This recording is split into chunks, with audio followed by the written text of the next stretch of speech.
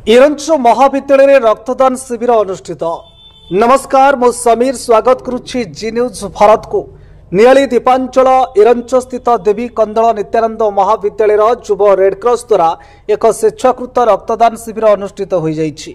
Cuttack Red Cross रक्त भंडार सहायता आयोजित इस शिविर को महाविद्यालय अध्यक्ष प्रोफेसर मार्कंडेश्वर महापात्र और रक्त भंडार डॉक्टर विनायक पृष्टि उद्घाटन करथिले।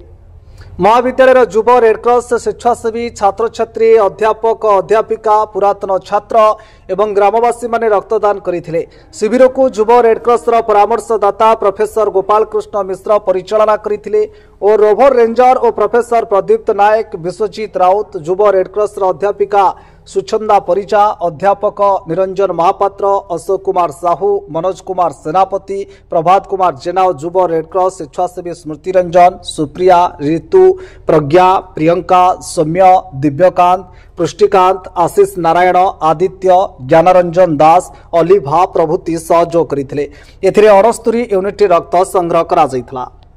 नियालीरू मोनालिसा मुदुलिंक रिपोर्ट, जी न्यूज भारत। गोपाल कृष्ण मिश्र, राज्य संयोजक युव रेडक्रॉस तथा परामर्शदाता युव रेडक्रॉस देवी कंदल नित्यानंद महाविद्यालय एरंच कटक। आज आम महाविद्यालय परिसर में गोटे स्वेच्छाकृत रक्तदान कार्यक्रम आरंभ होईची। आमर कटकर central red cross blood bank unit आछंती। आज सकाळे आमर कार्यक्रम टी शुभारंभ होइथिला। आम सहित आमको सहयोग करुचंती आम ओडिशा संवाद एवं आमर युव रेडक्रॉस तरफ यह कार्यक्रम टी को आयोजन करा जायछि।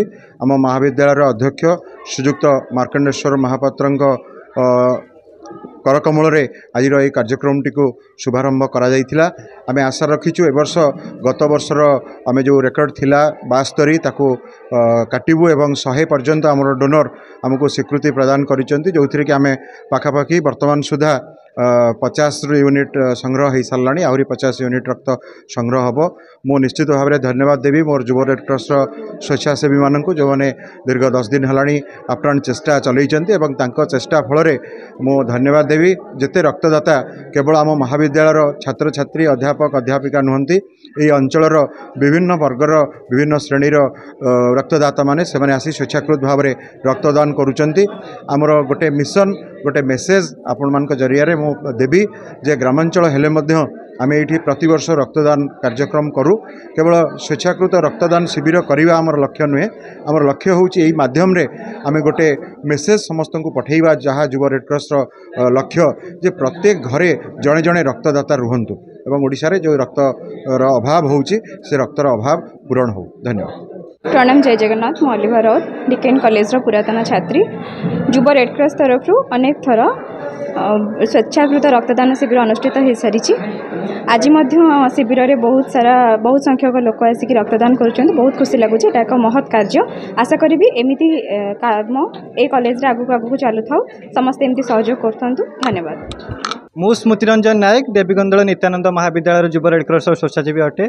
तो आज आम आम महाविद्यालय एक स्वेच्छाकृत रक्तदान शिविर आयोजन करूँ। आम एवं प्रचेषा करूँ जे 10 दिन दीर्घ 10 दिन है आम 100 यूनिट ब्लड संग्रह करवा। मु मोर सहयोगी मैंने आम अक्लांत परिश्रम करूँ जे रक्तदान शिविर केमती सफल हम। आम यही आपण मान माध्यम एक समाज को एक वार्ता देवाक चाहूँ जे तो आम ओडिशा रे विभिन्न क्षेत्र में जो आमर रक्त अभाव लोक मैंने मृत्युवरण करुँच, तो से मृत्युवरण क्रमागत जमी ह्रास पाइब। एवं आम समस्त को मो अनुरोध करी आम मो सहयोगी मानू आम यही प्रचेषा को एमती आगू जारी रखा जे समस्त घरे घरे गोटे गोटे रक्तदाता है आज रक्तदान करेंगे एवं जो रक्त अभाव जो लोक मैंने मृत्युवरण कर मृत्यु संख्या जमी कम।